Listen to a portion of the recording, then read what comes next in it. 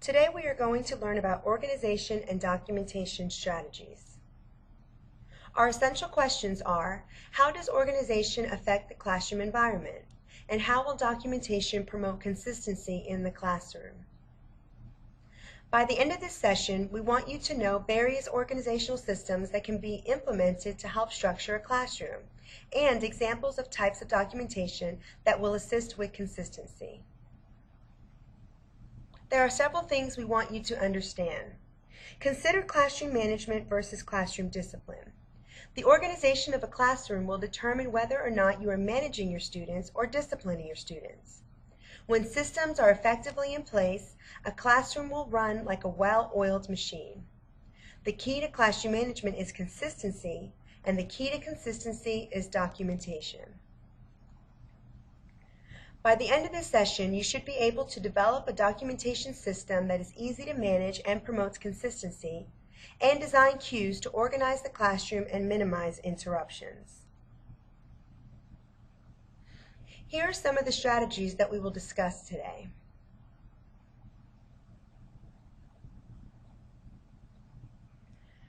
The What Page poster is a type of poster that you can use to create a sign to help manage common questions, such as what page are we on, what are we doing today, or do I need my book today? In the example of the What Page poster, if a student asks about a page number after you've stated the number and it has been written on the poster, do not answer the question. Simply make a nonverbal gesture to the poster. Once the students see that you are consistently referring to the poster, the repeated questions will stop, minimizing interruptions. This is another variation to common classroom questions. Once again, when the students see that the teacher is not responding to these types of questions, they will simply look to the sign to find out whether or not they can get up to sharpen the pencil or throw something away. It's important to consider other parameters when the sign is set to open. For example, should there be only one student up at a time?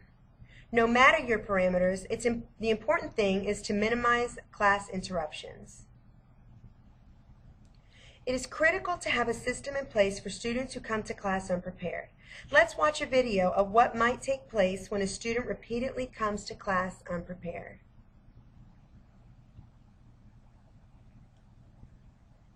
Christopher, why aren't you working? I don't have a pencil. What do you mean? You do not have a pencil. How many times have I told you to come to class with a pencil? Why did you not speak up sooner? Have you been sitting here this whole time not working? What if I hadn't realized it? Would you have sat here and done nothing? How many times have I told you to come to class prepared? It's the same thing over and over with you. The same thing every day. Didn't I tell you yesterday to bring a pencil? You did not have a pencil yesterday. You did not have a pencil the day before. How do you expect to learn if you do not come prepared? How would it look if I came to teach unprepared? I cannot be expected to provide you with a pencil every day. Do we need to call your mother and tell her to go buy you a pencil?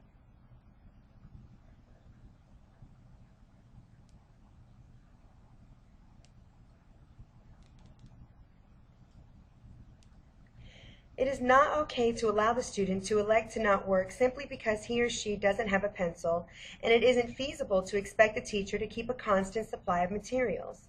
One possible system is to have a collection of new and used pencils that the students can borrow on a day when a pencil was not brought to class. Have a system in place to retrieve the pencils at the end of the day so that you do not have to spend your hard-earned money constantly replenishing the pencil supply. Let's go back to Christopher. What might seem like a situation that isn't a big deal can become a big deal for teachers when they're faced with it every single day. Once again, having a system in place helps minimize your frustration levels when students come to class unprepared. Let's look and see what happens when a system has been put in place. Hello, Christopher. I see you have not gotten started yet. Do you have any questions for me? I do not have a pencil. I will add my name to the pencil list so I can borrow one and get started. No problem. I'll check back in a few minutes to see if you need any help getting started.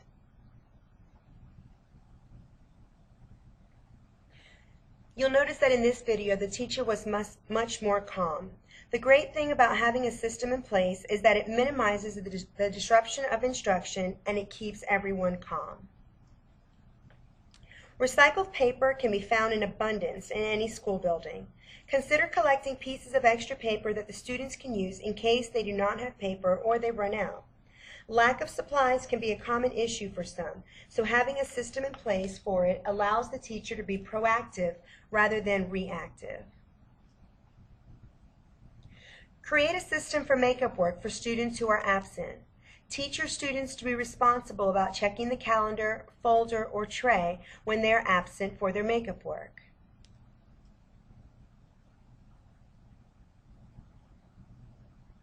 Students pay more attention to whether or not a teacher is being fair than to anything else.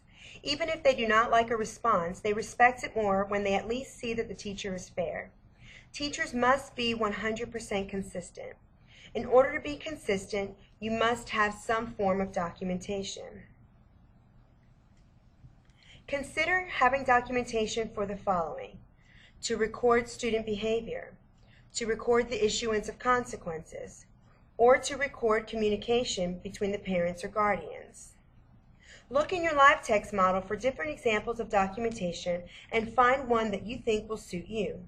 Remember that all of the documentation samples can be modified to best suit your needs. Classroom arrangement is also critical for the beginning teacher. The decision to assign seats on the first day of school sets a nonverbal tone with your students that you are the one who is in charge of the classroom. One of the first things the students want to know on the first day of school is, where do I sit? You have two choices: open seating or assigned seating. On the first day of school, effective teachers greet the students at the door and tell them where to sit, stand, or be. This makes a first impression on the students that you are in charge and in control of your classroom. The best way for a new teacher to start off the year is to not start with the desks grouped. Desks can be grouped once you have set the boundaries with the students, but in order to set those boundaries effectively, it's best to start with rows or pairs. According to Doug Lemov, this is the only way to own the room. If you can't, students will quickly establish a no-fly zone that they know to be safely insulated from your influence. Some teachers might think, I'll let them sit where they want to start the year off, and then if I see the need for it, I will assign seats. However, to be given control and then have it taken away produces predictable results. Once the students have the control and lose it, they will fight to get it back. With that in mind, let's look at some different ways to set up your room. This setup gives you plenty of room to reach all students and makes it easy to manage the class. If students are directed to work in groups, a pair of two can turn around to face another pair, making a group of four without too much movement and chaos. Once boundaries have been set and students understand the parameters of the classroom, the desks can be arranged in clusters. Here's another option to start the year with at the elementary level. The students are paired up and there's still room for different stations. Once you have established command of the classroom, you can rearrange the room in clusters.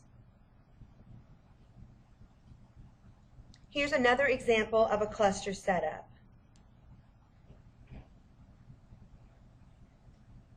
Remember that no matter if you are setting up in rows, pairs, or clusters, you should always assign seats.